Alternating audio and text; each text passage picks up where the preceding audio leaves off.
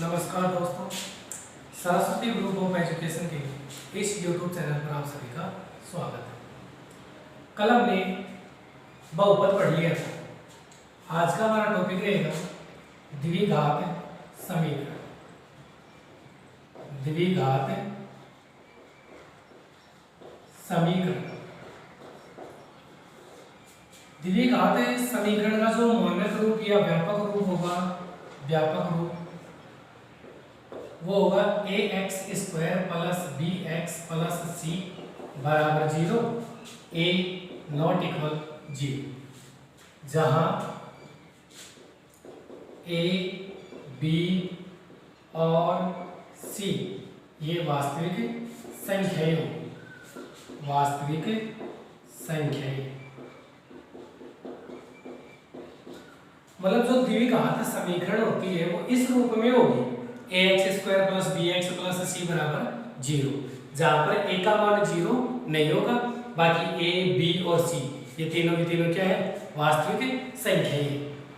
आ गई बात समझ में? जैसे मान लो एक समीकरण है 2x square plus 3x plus 1 बराबर 0। तो ये जो समीकरण है, ये समीकरण इस रूप में है। यहाँ पर a की जगह कितना है, 2 है, b की जगह कितना है, 3 है, और c की जगह कितना है, 1 है। तो a बराबर कितना हुआ, 2, b बराबर कितना हुआ, 3, और c बराबर कितना है, 1। और ये एक द्विघात समीकरण है। a का मान 0 नहीं होना चाहिए, ये शर्त होती है। मतलब इस प्रकार की समीकरण हो सकती है 2x स्क्वायर प्लस 8x बराबर 0। तो यहाँ पर देखो a का मान तो 2 है ही, x स्क्वायर का गुणांक होता है वो a होता है, तो यहाँ पर x स्क्वायर का गुणांक तो है ही। ये जो x स्क्वायर का गुणांक ये 0 नहीं होना चाहिए। मतलब समीकरण इस प्रकार की नहीं होनी चाहिए कि 8x प्लस 7 बराबर 0। अब यहाँ पर देखो ये जो x स्क्वायर है उसका गुणांक कितना है, 0 बन रहा है, यहाँ 0x स्क्वायर, तो ये बस 0 जाएगा और समीकरण क्या बच जाएगी, 8x प्लस 7 बराबर 0 ये बच जाएगी। तो यहाँ पर a का मान 0 हो गया, तो ये जो समीकरण है ये समीकरण द्विघात समीकरण नहीं है।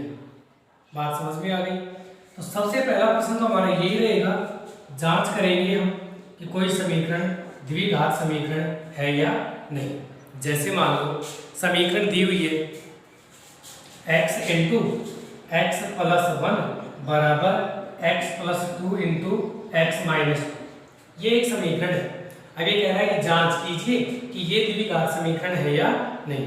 तो अब इसको आप हल करेंगे, x into x x square plus x into 1 x बराबर, यहाँ पर देखो a plus b a minus b, सूत्र बन रहा है, क्या हो जाएगा, a स्क्वायर माइनस b का स्क्वायर, b क्या है यहाँ पर 2, 2 का स्क्वायर कितना हो जाएगा, 4। अब इनका पक्षांतरण कर लो, तो ये आ जाएगा x स्क्वायर प्लस x, पक्षांतरण हो जाएगा माइनस का हो जाएगा, ये 4 प्लस का हो जाएगा बराबर 0। स्क्वायर से स्क्वायर कैंसिल हो गया, बच गया क्या, x प्लस 4 बराबर 0। मतलब ये जो समीकरण है वो ये समीकरण है, खेल करने पर ये आया है। और ये देखो द्विघात समीकरण है क्या, यहाँ पर देखो स्क्वायर का पद है क्या, स्क्वायर का नहीं है ना, मतलब स्क्वायर का गुणांक क्या है, यहाँ पर 0 है, इसका मतलब ये द्विघात समीकरण नहीं हुई। बात समझ में आ गई ना? द्विघात समीकरण कौन सी होगी, कोई समीकरण इस रूप में है ax square plus bx plus c बराबर 0, a का मान 0 नहीं होना चाहिए, वो जो समीकरण होगी वो समीकरण द्विघात समीकरण होगी। और आगे जैसे मान लो समीकरण लेते हैं x इंटू एक्स प्लस 2 का स्क्वायर एक्स क्यूब प्लस 4, ये जैसे समीकरण है।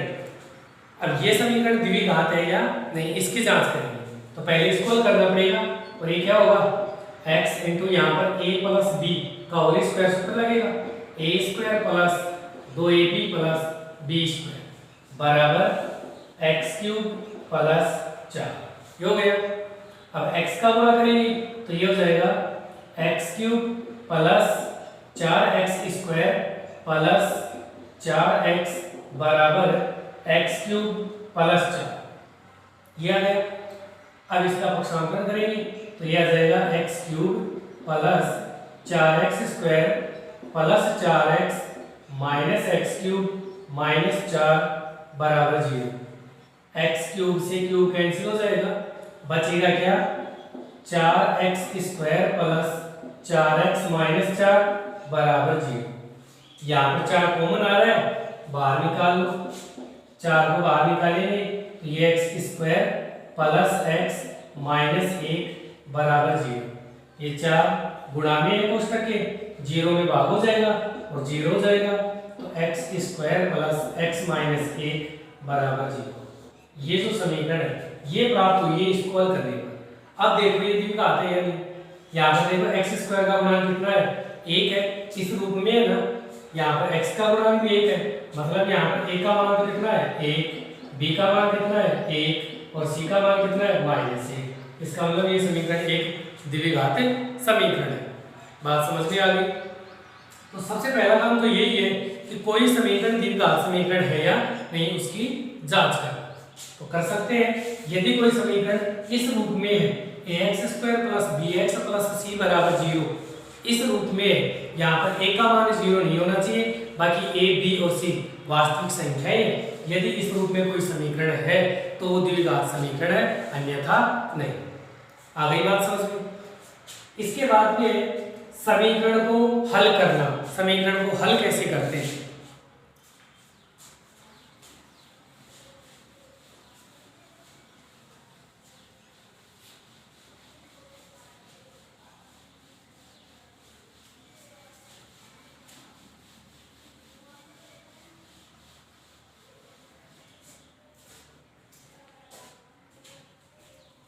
अब है द्विघात समीकरण का हल। द्विघात समीकरण को हल कैसे करेंगे? द्विघात समीकरण को हल करने की 3 विधि है हमारे पास। पहली विधि है गुणनखंड विधि, नंबर 2 पूर्ण वर्ग बनाकर हल, पूर्ण वर्ग बनाकर है, और नंबर 3 श्रीधराचार्य सूत्र, श्रीधराचार्य सूत्र, और इसी को कहते हैं द्विघाती सूत्र। ये 3 विधि है। पहली विधि है गुणनखंड विधि, दूसरी है पूर्ण वर्ग बनाकर, और तीसरी है श्रीधराचार्य सूत्र से। इन तीनों के द्वारा द्विघात समीकरण का हल ज्ञात किया जाता है। इसमें हम पहली विधि पढ़ रहे हैं गुणनखंड विधि। गुणनखंड विधि, गुणनखंड विधि हमने बहुपद में भी पढ़ लिए। जो बहुपद पढ़े थे, बहुपद के जब हमने शून्यंक ज्ञात किए थे तो क्या करते थे, वहां पर जो हमारा बहुपद था उसके गुणनखंड प्राप्त करते थे। यहाँ पर भी वही गुणनखंड करने। जैसे मान लो समीकरण है 2x² माइनस 5x प्लस 3 बराबर 0। ये समीकरण है। अब गुणनखंड विधि से हल कर रहे हैं इसको, तो क्या करेंगे, बहुपद में क्या किया था, बहुपद में ये बराबर 0 नहीं होता था, इतना ही होता था बस। और इसमें क्या करते थे, पहले पद का तीसरे पद से गुणा, तो कितना आएगा 6x²। फिर ऐसी दो संख्या देखते थे, गुणा करने पर 6x² आई और जोड़ने पर 5x बन जाए, ये तो देखते थे। तो संख्या कौन सी है, 2 और 3, तो 2x² माइनस का 2x और माइनस का 3x प्लस 3। अब यहाँ पर बराबर 0 है, इसलिए बराबर 0 चलता रहेगा। बहुपद में बराबर 0 नहीं होता था, गुणनखंड प्राप्त करने के बाद भी 0 के बराबर रखते थे। क्यों? क्योंकि बहुपद के शून्यंक वो मान होते हैं जो बहुपद में मान रखने पर बहुपद का मान 0 देते हैं। लेकिन यहाँ पर क्या है, यहाँ पर ये कह रहा है कि ये पक्ष है, ये पक्ष क्या है, 0 है। इसको आगे हल करेंगे, वही दो के जोड़े बनाएंगे। इसमें 2x कॉमन, ये आ गया x minus 1 minus 3 common, x minus 1 बराबर 0। x माइनस 1 को बाहर निकाल दिया, यहाँ पर क्या बच गया 2x, यहाँ पर क्या बच गया -3 बराबर 0। अब ये समीकरण, इसका ये पक्ष 0 है, तो ये जो समीकरण है इसका ये पक्ष 0 कब होगा, या तो ये 0 होना चाहिए, या तो x माइनस 1 है वो 0 होना चाहिए, तो ये 0 हो जाएगा। 0 इंटू ये जो भी होगा गुणनफल 0 हो जाएगा, या फिर ये 0 होना चाहिए, 2x माइनस 3 बराबर 0 होना चाहिए। दोनों में से कोई सा एक 0 होना चाहिए। यदि ये 0 है तो x का मान इससे तो 1 आ गया, और यदि ये 0 है तो इससे x का मान कितना आ गया, 3/2 आ गया। ये जो समीकरण है इसमें जो x का मान है, ये इस x के मान को समीकरण का मूल कहते हैं। ये समीकरण के मूल है, और बहुपद में जब ये x के मान निकलते हैं उस कंडीशन में उनको बहुपद के शून्यंक कहते हैं। मतलब x का जो मान है वो यदि आप समीकरण में निकाल रहे हो तब तो समीकरण के मूल है, और बहुपद में निकाल रहे हो तो बहुपद के शून्यंक है। इसी प्रकार यदि दूसरी समीकरण की बात करें कि समीकरण इस प्रकार हो x² - 3 = 0, इसको कैसे हल करें, तो इसके भी वही गुणनखंड करने हैं जैसे बहुपद में किया था। कैसे किया था, 3 को √3 का स्क्वायर लिखना पड़ेगा बराबर 0। अब इसमें a² - b² का सूत्र बन गया, क्योंकि a² - b² बराबर होता है a + b a - b। तो ये क्या हो जाएगा, x + √3 x - √3 बराबर 0। गुणनखंड आ गए।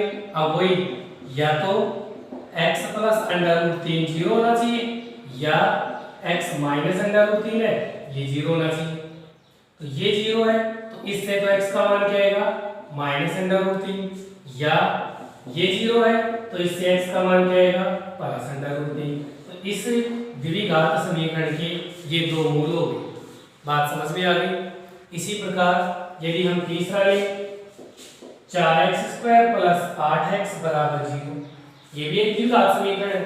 सीधी सी बात है, जो चर राशि है ना उसकी बड़ी से बड़ी घात 2 होनी चाहिए, वो द्विघात है। ठीक है, अगर 2 से ज्यादा घात है तो भी वो द्विघात नहीं है, 2 से कम है तो भी वो द्विघात नहीं है। उच्चतम घात कितनी होनी चाहिए, 2 होनी चाहिए। जैसे ये भी द्विघात समीकरण है। इसके गुणनखंड कैसे करें, इसमें देखो 4x कॉमन आ रहा है, यहाँ पर बच गया x प्लस यहाँ पर बच गया 2 बराबर 0। अब वही 0 के बराबर रखो, या तो ये जो 4x है ये 0 है, या फिर x + 2 बराबर 0 है। इससे तो x का मान 0 आ जाएगा, और इससे x का मान क्या आ जाएगा, -2 आ जाएगा। बात समझ में आ रही है ना भाई, ये वही तो है जैसे हमने शून्यंक को ज्ञात किए थे बहुपदों में। तो बहुपदों में शून्यंक किससे ज्ञात किया था, आपने गुणनखंड विधि से ज्ञात किया था। तो यहाँ पर जो द्विघात समीकरण है उसकी भी गुणनखंड विधि यही है, टुकड़े करने हैं, कैसे भी इसके गुणनखंड बनने चाहिए, और फिर प्रत्येक गुणनखंड को 0 के बराबर रखेंगे, x के मान निकलेंगे, वो इस समीकरण के मूल कहलाएंगे। ठीक है, कर सकते हो गुणनखंड विधि। अब हम दूसरी विधि पढ़ेंगे, पूर्ण वर्ग बनाकर हल करना।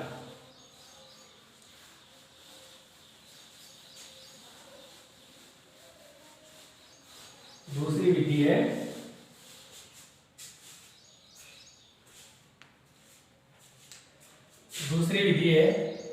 पूर्ण वर्ग बनाकर हल। पूर्ण वर्ग बनाकर हल, इसमें क्या करेंगे, नंबर 1, सर्वप्रथम x² के गुणांक को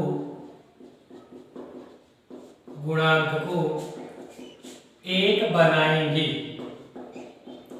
सबसे पहला काम ये होगा, जो हमारी द्विघात समीकरण होगी मान लो क्या होगा उसका, ax² + bx + c = 0, a ≠ 0, a b और c वास्तविक संख्याएं।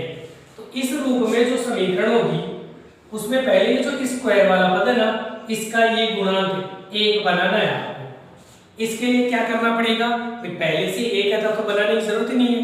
लेकिन अगर मान लो यहाँ पे 2x², तो यहाँ पर 2 है ना, तो x² का जो भी गुणांक होगा पूरी समीकरण में उसका भाग दे देंगे। मतलब सर्वप्रथम x² के गुणांक को 1 बनाएंगे। इसके लिए क्या करना होगा, इसके लिए x² के गुणांक का समीकरण में भाग देंगे। समीकरण में भाग देने का मतलब दोनों पक्षों में, मतलब समीकरण के प्रत्येक पद में उसका भाग देना है। ठीक है, उसके बाद क्या करना है, नंबर 2, चर का और अचर का पृथक्करण मतलब अलग अलग, चर को अलग कर लेंगे, मतलब x वाली जो संख्या है ना उसको तो अलग कर देंगे, और जो संख्या है केवल जिसमें x नहीं है उसको दूसरे पक्ष में कर देंगे। तो चर और अचर को अलग अलग कर लेंगे, चर और अचर का पृथक्करण।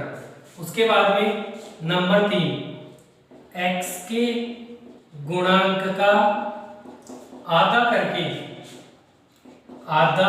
कह दो या 1/2 से गुणा करके, एक ही बात है, 1/2 से गुणा करके उसका वर्ग दोनों पक्षों में जोड़ेंगे, उसका वर्ग दोनों पक्षों में जोड़ेंगे, दोनों पक्षों में जोड़ेंगे। तीसरा काम क्या करना होगा, जो हमारा चर x है ना उसका गुणांक क्या है उसका आधा कर लेंगे। आधा करने का मतलब है उसको 1/2 से गुणा कर लेंगे। तो 1/2 से गुणा करेंगे तो कुछ ना कुछ संख्या आएगी, फिर उस संख्या का वर्ग दोनों पक्षों में जोड़ देंगे। जब ऐसा करेंगे ना, जैसे वर्ग कर दिया दोनों पक्षों में जोड़ दिया, जब ऐसा करेंगे इससे एक पक्ष में पूर्ण वर्ग प्राप्त होगा और दूसरे पक्ष में संख्यात्मक मान प्राप्त होंगे, जिन्हें हल करके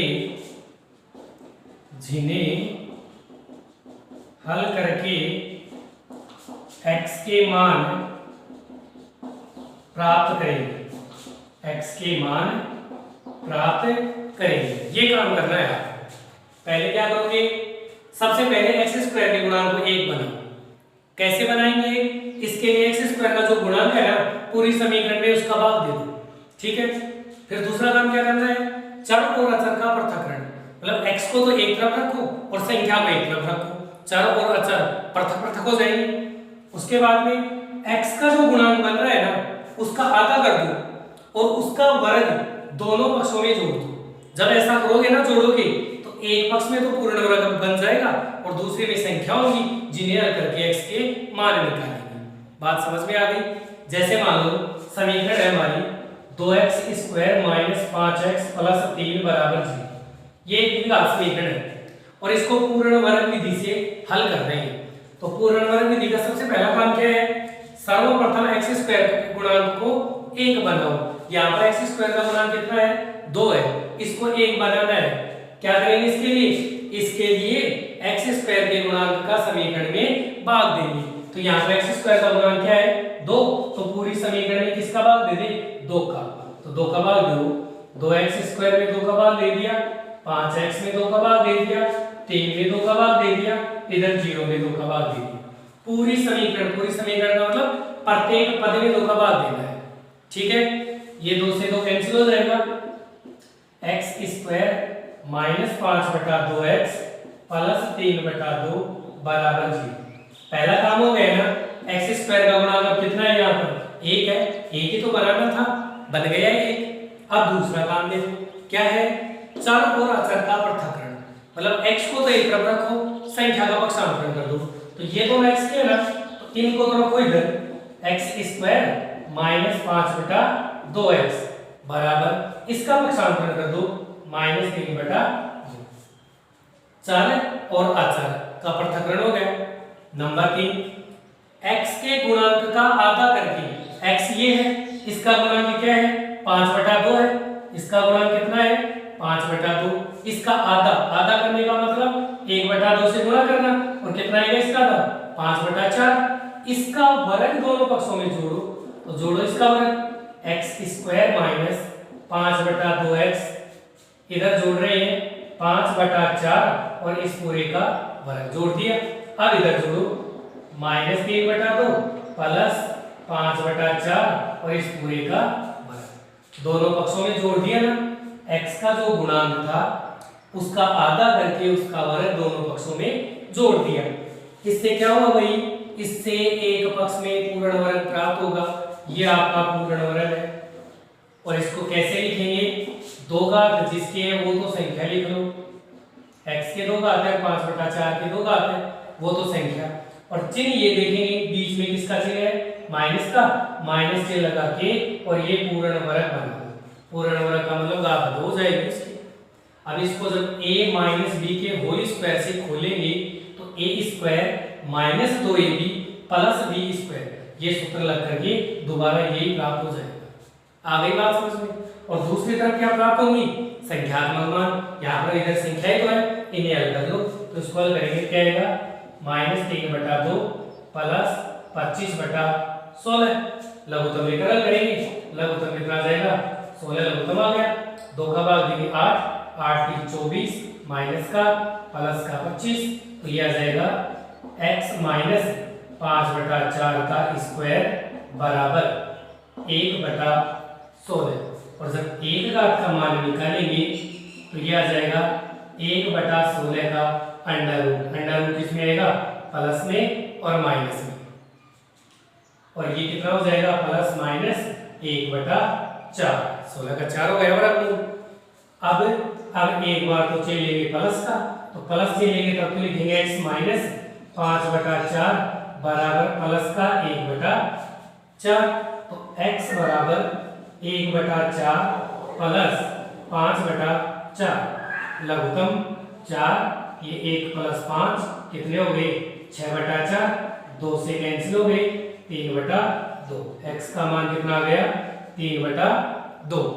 एक बार से माइनस का लेंगे तो माइनस लेंगे क्या आएगा x माइनस 5/4 बराबर ये 1/4 अब किसका लेंगे माइनस का, तो यह आ जाएगा x बराबर माइनस 1/4 प्लस 5/4। यहाँ पर लघुत्तम 4 माइनस 1 प्लस 5 4/4 कैंसिल हो गई। x का एक मान कितना आ गया 1। तो यहाँ पर ये जो द्विघात समीकरण थी इसका एक मान तो आ गया x का 3/2, एक मान आ गया x का 1। समीकरण जितने घात की होती है उतने ही उसके मूल होते हैं। यहाँ पर द्विघात समीकरण चल रही है इसलिए x के 2 मान होंगे और ये 2 मान x के जो 2 मान है ये समीकरण के मूल कहलाते हैं। बात समझ में आ गई।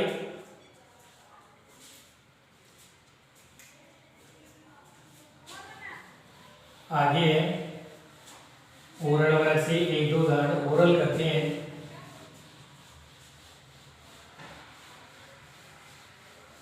आपको ये जो चरण है ना ये याद रखने।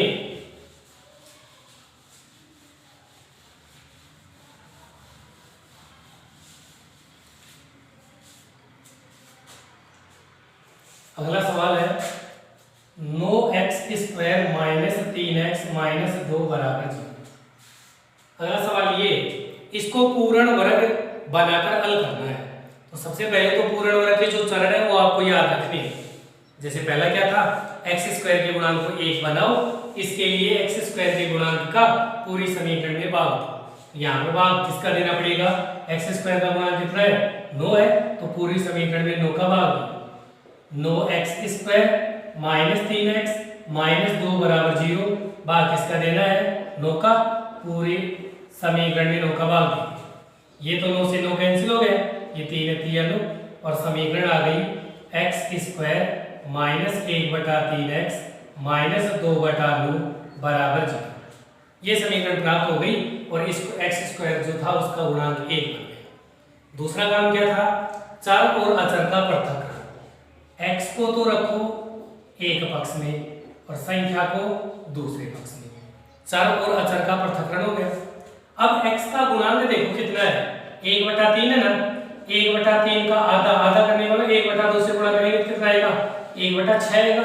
उसका वर्ग दोनों पक्षों में जोड़ो तो इधर जोड़ेंगे तो x² माइनस 1/3x प्लस 1/6 इसका वर्ग इधर जोड़ दिया, इधर भी जोड़ो 2/9 प्लस 1/6 और इसका स्क्वायर दोनों पक्षों में जोड़ दिए।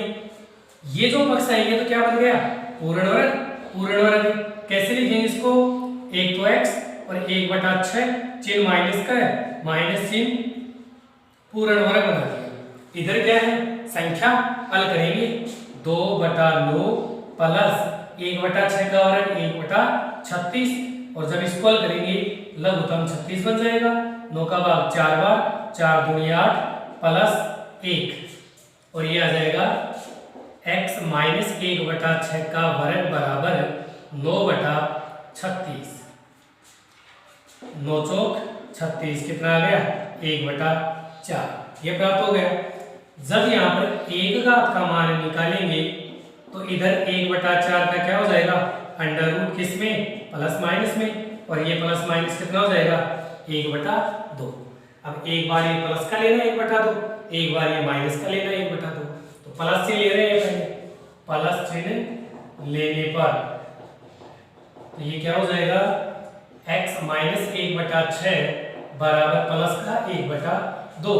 x बराबर 1/2 प्लस 1/6, x बराबर 6 लघुत्तम ये 3 आ गया, प्लस 6 का भाग देंगे 1 आ गया, तो ये कितने हो गए 4/6 2/3। x का एक मान तो ये बन गया। दूसरा माइनस चिन्ह लेने पर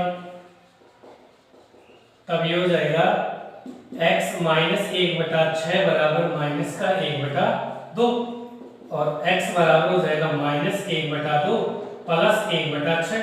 तो x बराबर 6 लघुत्तम 2 का भाग देंगे 3 बार, 6 का 1 ये आ गया माइनस 2/6 अर्थात 1/3 माइनस x का एक मान तो आ गया 2/3 और x का दूसरा मान आ गया माइनस का 1/3, और ये दोनों इस समीकरण की क्या है मूल है। तो पूर्ण वर्ग से हल कर सकते हो आप। सबसे पहले क्या करना है x² का गुणांक 1 बनाना है। क्या करना पड़ेगा इसके लिए x² के गुणांक का पूरी समीकरण में भाग देना पड़ेगा। उसके बाद में चर का और अचर का पृथक्करण करेंगे, मतलब x वाले को एक तरफ रखेंगे और जो संख्यात्मक मान है उसको दूसरे पक्ष में भेज देंगे। उसके बाद जो x का गुणांक है उसका आधा करके उसका वर्ग दोनों पक्षों में जोड़ देंगे। जोड़ दिया तो एक पक्ष में तो बनेगा पूर्ण वर्ग और एक पक्ष में संख्या होंगी, तो इन संख्याओं को हल करेंगे। प्लस माइनस दो चिन्ह बन गए, प्लस से लेने पर x का एक मान आ जाएगा, माइनस से लेंगे x का दूसरा मान आ जाएगा, और जो द्विघात समीकरण है उसमें दो ही मूल होंगे। तो ये पूर्ण वर्ग विधि आप हल कर सकते हो। गुणनखंड विधि आपने बहुपद में पढ़ ली है। इसकी जो तीसरी विधि है वो है श्रीधराचार्य सूत्र, उसको हम कल पढ़ेंगे। धन्यवाद।